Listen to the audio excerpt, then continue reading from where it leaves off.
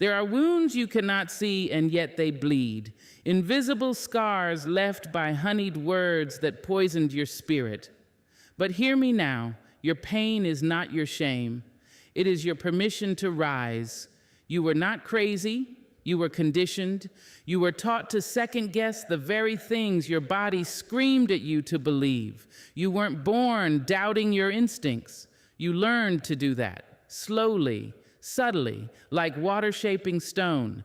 It began when they smiled at you with a love that made you feel chosen, special, exceptional even. And so you leaned in, you opened up, you gave, and at first it felt like you were met with something divine. The way they saw you, spoke to you, pulled you in like you were the only heartbeat in the world. It was intoxicating. But what you didn't realize then, what you couldn't yet see, was that you weren't being loved. You were being studied. Every joy you revealed was noted. Every fear cataloged. Every boundary tested not for understanding, but for breach. And every time you looked away from your own reflection to focus on theirs, they took that as permission. You learned to shrink slowly. You told yourself you were compromising, adjusting, being flexible. You didn't see that your silence was being harvested. They praised your softness, but only so they could shape it to their liking. They rewarded your silence and called it peace. They praised your endurance and called it love. But deep down, you were disappearing. You weren't crazy when you noticed the contradictions in their words. You weren't wrong for feeling like the story kept changing. One day they were proud of you. The next they were cold, distant, withdrawn. And every time you asked why, they made you feel like the question itself was a betrayal. You stopped asking. That's not madness. That's survival. You stopped trusting your memory because theirs was louder, more confident. You began repeating their version of events just to avoid the tension, just to preserve a sense of harmony that was always held hostage. You thought, maybe I did overreact. Maybe I am too sensitive. Maybe it's me. But it wasn't. You were trained to ignore yourself. You began to scan the room before speaking, check their mood before showing joy, filter your emotions like smoke through a tight screen. You flinched at tone shifts. You rehearsed apologies you didn't owe. You lay awake playing back conversations, trying to decode what you did wrong. You were not delusional. You were navigating a system that made your sanity a threat. If you stayed true to yourself, they lost control. So your truth had to be dismantled piece by piece until the only compass you trusted was the one they handed you. This wasn't your weakness. This was their design. You stopped laughing too loud. You stopped sharing your dreams. You felt the shame they handed you like a gift you were too polite to return. You were the one holding the relationship together, weren't you? You were the peacemaker, the forgiver, the patient one. But even your strength was turned against you. They called it neediness. They called it drama. They called it too much. But what it really was, what it always was love given in places where it was only safe for one person to be fully human. That is not love. That is training. You were taught to expect less and call it maturity. You were taught that loyalty meant silence, that devotion meant self-erasure, that being good meant being agreeable. And even now, you might find yourself hesitating to speak out because their voice still echoes in your head, doesn't it? That shaming tone. That scoff, that sigh that made you feel small without a single word. You are not crazy for still hearing it. You were conditioned. But here's what's sacred, the part of you that always knew, even when you smiled and said you were okay, even when you convinced yourself they didn't mean it, even when you turned yourself inside out to make things work. That part of you that whispered, this isn't right, this isn't love, this doesn't feel like safety. That whisper is the real you. You survive because of it. You are healing because of it. So no, you are not weak. You are not broken. You are not irrational. You are awakening. And the hardest part of waking up is realizing how long you were told not to trust your own eyes, your own heart, your own soul. But you're here now, and that whisper, it's getting louder. You were not crazy. You were conditioned to forget how powerful you are. You were told love meant sacrifice, so you gave up pieces of yourself and called it devotion. You made yourself smaller, quieter, easier to digest. You thought, if I love them well enough, they'll treat me right. You thought love was something you had to earn by hurting less, needing less, becoming less. But real love doesn't shrink you. It expands you. It doesn't silence your voice. It amplifies it. Love is not meant to be something you survive. It is meant to be something that sets you free. Still, for too long, you stayed in places that felt like prison cells dressed up as promises. They said all the right things. I only want the best for you. I'm doing this because I care. You know how emotional you get.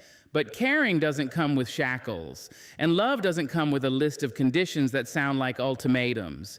You started to feel it slowly, the walls closing in. You laughed a little less. You hesitated before you spoke. You stopped doing the things that made you come alive because you feared they would be judged, mocked, or misunderstood. You made choices based on what they would think, how they would react. You told yourself, this is what love is: compromise, consideration. And while love certainly does ask for flexibility, it never demands your disappearance. There's a difference between growing together and being controlled, between bending and being broken. And you started to realize, maybe too late, that every time you tried to stretch your wings, they clipped them a little shorter. Not with cruelty always, sometimes with concern, with affection, with those soft manipulations that sound so loving on the surface.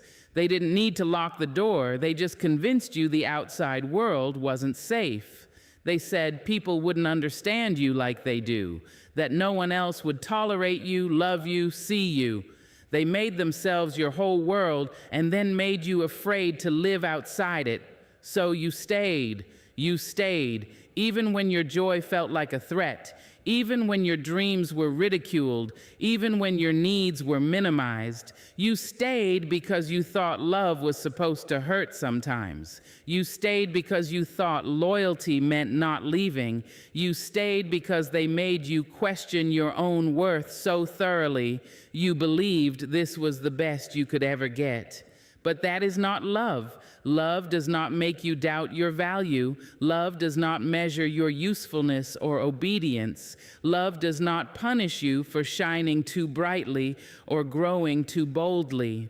Love celebrates your becoming. You deserve the kind of love that dances when you rise, that laughs with you in your triumph and holds space in your sorrow. A love that sees you fully, not just the parts that serve someone else's comfort. You deserve the kind of love that doesn't need to put a leash on you just to feel secure. And maybe you didn't know that. Maybe you weren't taught that. Maybe love always came with fear, control, silence. Maybe the people who were supposed to teach you love were the ones who needed to control it most tightly. But now you know. Now you feel the ache in your chest when your boundaries are crossed. Now you hear the sound of your own voice, hoarse from disuse, slowly beginning to rise. Now you recognize that the person you became just to be loved was never the person you were meant to be. You don't have to stay in the cage. You don't have to keep shrinking yourself to fit someone else's comfort zone. You don't have to keep trading your freedom for proximity. You are allowed to outgrow what tried to confine you. Love is not a test you have to pass. It's not a prize you get for suffering silently or bending yourself into shapes that please someone else. Love is not supposed to cost your voice, your joy, your identity. You were not made to be kept. You were made to be cherished, not controlled, but chosen again and again, not out of obligation or fear, but out of a genuine, soul-deep knowing. And if someone cannot love you in your full expression, They do not deserve a front row seat to your life. You are not too much. You are not hard to love. You are not wrong for wanting space to grow, room to breathe, a life that reflects your truth. Love should feel like wind beneath your wings, not a chain around your ankles. And the moment you stop accepting cages, no matter how gilded or gentle they appear, is the moment you start reclaiming your freedom. Not everyone will understand the flight, but you were never meant to stay grounded for someone else's comfort. You were meant to soar. It may not have felt that way. Maybe you were told it made you difficult, loud, dramatic. Maybe they rolled their eyes when your voice rose or left the room when you cried. Maybe you learned over time to swallow that fire, to tuck it away behind a smile, to whisper, "I'm fine," when you were anything but. Maybe you believed that anger made you less lovable, less feminine, less wise, less worthy, but they lied. Anger is not a weakness. It is not chaos. It is not shameful. Anger is the alarm your soul sounds when you are being trespassed. It is the voice of your inner knowing, the protector of your boundaries, the guardian of your truth. Anger is how your spirit says, "Enough, no more, not again." And the truth is, if they taught you to hate your anger, it's because they feared what you might do with it. They feared your clarity. They feared your no. They feared that once you listened to the voice that said, "This is not okay," you would finally stop playing small, stop tolerating the intolerable, stop handing them power they never deserved. So they gave your anger ugly names, called it ungrateful, called it hysterical, called it aggressive. And so instead of honoring it, you buried it. You learned to cry in private. You learned to rage in silence. You learned to keep the peace on the outside, even as a war raged inside. But buried anger doesn't disappear. It festers. It turns into anxiety, depression, fatigue. It leaks out in ways that confuse even you. It fills your body with tension, tightness, and exhaustion. You may not scream, but your body is still shouting. And that tension you carry in your jaw, your shoulders, your gut, that is the weight of unsaid truths. That is the cost of pretending not to be hurt when you are. Your anger is not here to destroy you. It's here to restore you, to bring you back to what matters, to what hurts, to what needs healing, to what needs changing. When someone crosses your boundaries and your stomach twists, that's sacred. When you feel a rush of heat at injustice, that's sacred. When you want to slam a door, walk away, or finally speak the truth you've been biting back for years, that is your soul rising to its full height. It is not a tantrum. It is not irrational. It is not a failure of your character. It is you coming back to life. Too many people confuse niceness with kindness, but true kindness cannot exist without truth. And truth sometimes sounds like anger. Truth sometimes shakes the table. Truth sometimes storms out of rooms that never offered safety to begin with. You don't owe anyone your silence, not your parents, not your partner, not your friends, not your boss, not the ones who say they love you, but only when you're quiet. You are allowed to be angry. You are allowed to raise your voice. You are allowed to feel what you feel without explanation or apology. You are allowed to name what hurt you. You are allowed to stop sugarcoating your pain to make it easier for others to digest.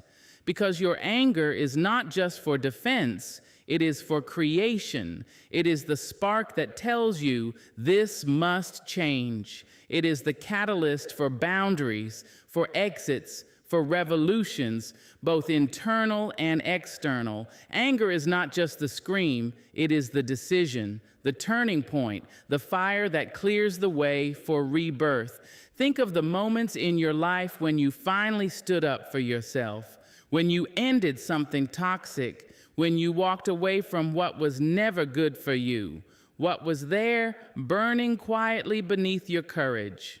Anger, pure, righteous, necessary, so don't shame it. Don't rush to patch it over with forgiveness you're not ready to give. Don't rush to be the bigger person when the wound is still bleeding. Your healing deserves honesty, and your honesty may not sound pretty, but it will be real. And real is where freedom lives. You don't have to scream to be angry. You don't have to throw things. You don't have to erupt. Your anger may be quiet, cold, still, but it is no less powerful. It is the part of you that knows your worth, even when the rest of you forgets. Let it rise. Let it guide you. Let it teach you what you no longer have to accept. Your anger is not the enemy. It is the messenger. And it has waited long enough to be heard. They painted you in colors that never belonged to your spirit. They used your silence as evidence and your loyalty as a weapon. They twisted your kindness into weakness, your boundaries into cruelty, your truth into inconvenience. And they made sure their version of you echoed louder than your own voice.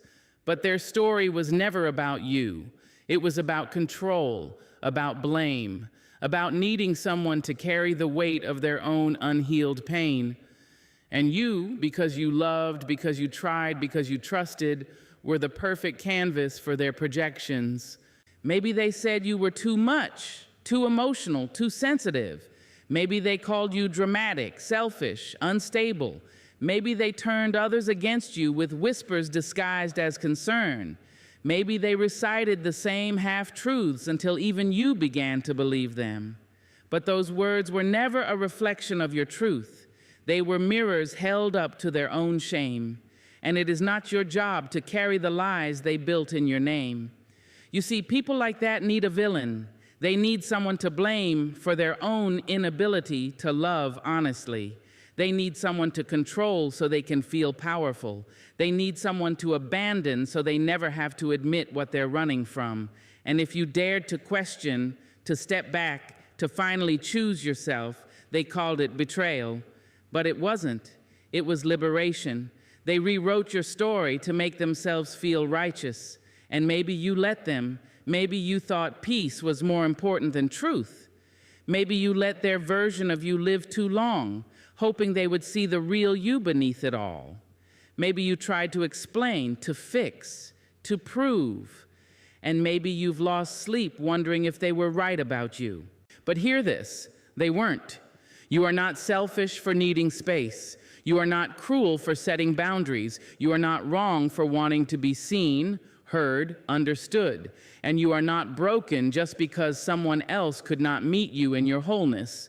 You were always more than the labels they gave you, more than the distorted reflections they offered, more than the character they cast you as in their play of half-truths and manipulation.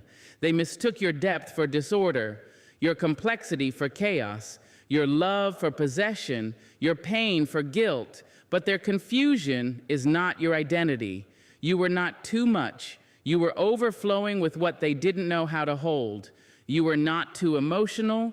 You were deeply connected to your heart. You were not unstable. You were just constantly adjusting to the shifting sands of their demands.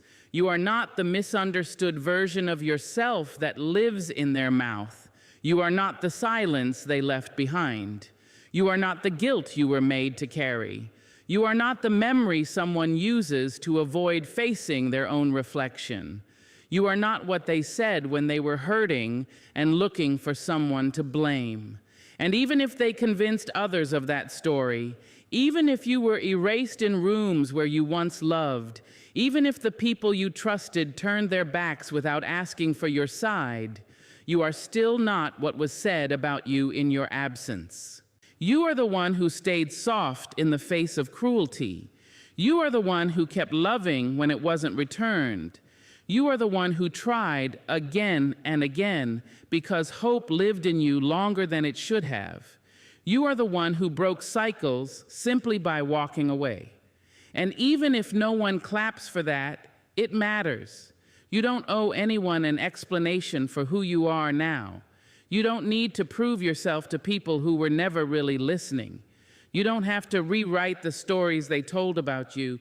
You only need to write your own truthfully, wholly, beautifully, because the people who need the lie will cling to it.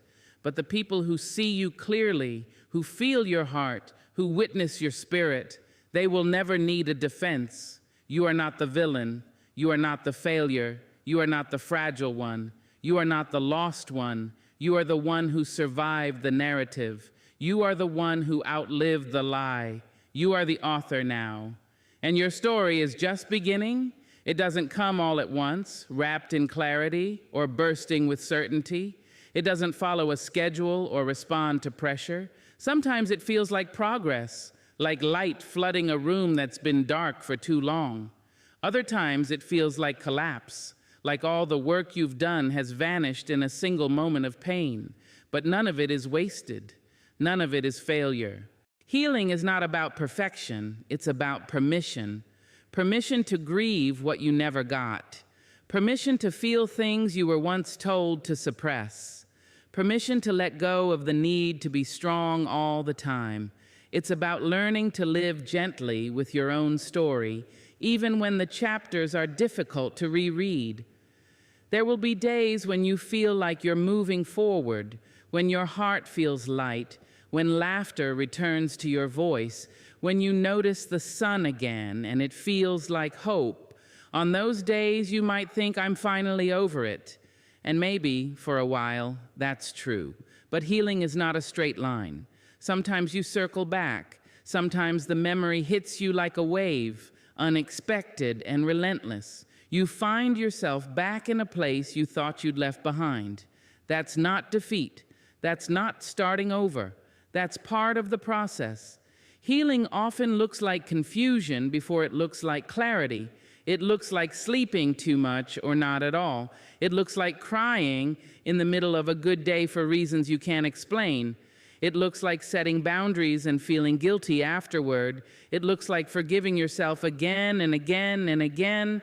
It's easy to believe you're not healing because you still hurt. But pain doesn't mean you're broken. It means something mattered.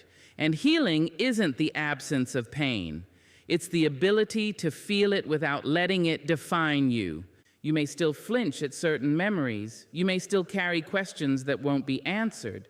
You may still feel the echo of someone's absence, like a dull ache that never fully leaves. But look closer. The ache doesn't own you like it once did. The memory doesn't paralyze you the way it used to.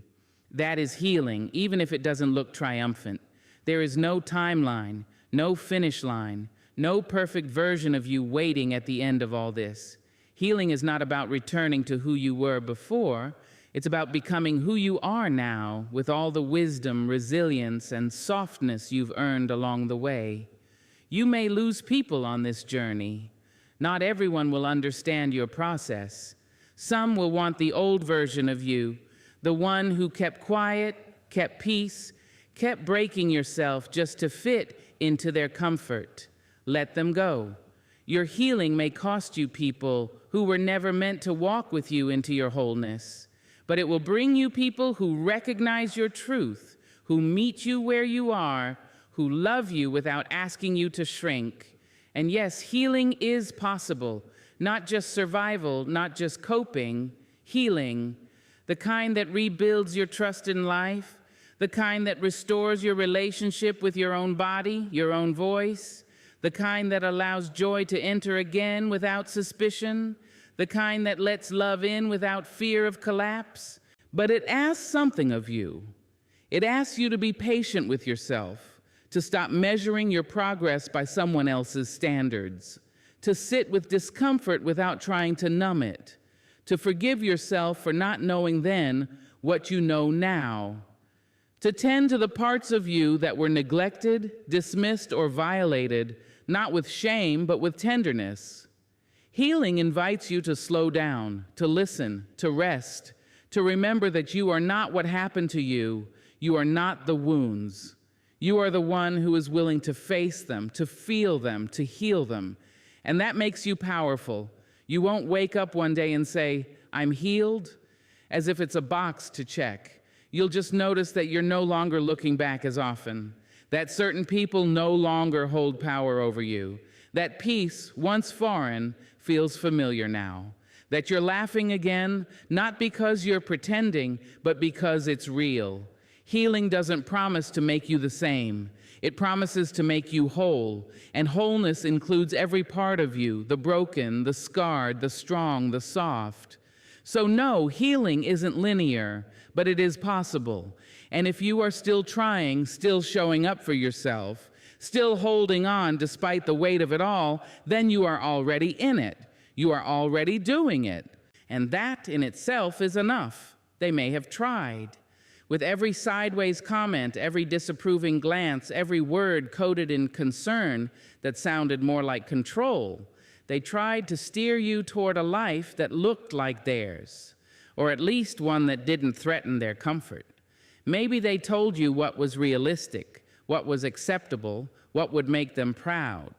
Maybe they called your dreams foolish, your path unstable, your voice too loud. Maybe they dressed up their doubt in love, but it always came laced with fear. They wanted your future to be something they could understand, something they could predict, something that made sense to them. So when you spoke of things they couldn't grasp, freedom, art, peace, truth, they narrowed their eyes, tilted their heads, and said, "Are you sure?" And maybe you weren't sure. Maybe your hands shook as you chose something different. Maybe you've questioned yourself 1,000 times. But deep down, something in you always knew this life is yours to live, not theirs to control, not theirs to design, not theirs to narrate. You are not here to fulfill their unmet dreams. You are not here to soothe their fears or validate their choices. You are not a mirror for their insecurities. You are not a vessel for their legacy. You are a story unfolding in your own words. And maybe they won't read it, maybe they'll never understand it, but that doesn't make it any less worthy. That doesn't make your path wrong. That doesn't mean you have to trade your truth for their approval. You've already tried that. You've already shrunk yourself to fit the mold. You've already stayed silent at dinners, smiled when your heart wanted to speak, nodded when your soul screamed no. You've already tried to make them proud by being who they needed instead of who you are, and you know how that ends, with resentment, with exhaustion, with a life that looks good on paper but feels empty in your chest. They told you to follow the rules, to stay safe, to color inside the lines, but they didn't tell you the cost. They didn't tell you that safety can feel like a cage, that comfort can smother purpose, that the rules were written by people who never had your fire. You weren't made for templates. You weren't made to repeat their past. You weren't made to play roles someone else scripted for you before you had the chance to speak. You were made to create, to imagine, to risk, to become. And yes, that will make people uncomfortable, especially those who never gave themselves permission to do the same, especially those who built their identities around stability, appearances, or compliance. Your freedom will feel like rebellion to them. Your joy will feel like defiance. Your peace will feel like an accusation. But you do not owe anyone the comfort of your conformity. You were not born to live someone else's version of success. You were not born to carry someone else's expectations like chains. You were not born to inherit fear like it's a family heirloom. You were born to decide. And deciding will cost you something. It will cost you familiarity. It may cost you relationships. It will certainly cost you the illusion that you can make everyone happy. But what you gain, what you claim, is worth more than all of that combined. You gain your voice. You gain your vision. You gain a future that fits. Not one that was handed to you with rules and red tape, but one you built from the ground up with your own hands, your own truth, your own messy, sacred journey. You get to choose what matters to you. You get to rewrite the story. You get to say, this is not how it ends for me. This is not what I was made for. This is not where I stay. No matter what they say, no matter how loudly they protest or how quietly they withdraw, no matter how many times they remind you of how things are done, they are not the authority on your soul. You don't have to rebel to prove a point. You just have to keep becoming, keep moving toward the life that feels like yours. Keep trusting the compass inside of you, the one that knows even when the map is unclear, Their doubt doesn't define you. Their fear doesn't get to forecast your future. Their silence, their stories, their standards, none of it has the power to decide who you become unless you give it to them. And you don't have to, because your future was never theirs to dictate. It has always belonged to you. So rise, child of fire and grace. Stand in the ashes of what tried to consume you and say, this is not my ending, this is my becoming. Because they did not break you. They broke the illusion that you needed them to be whole. And now you are free.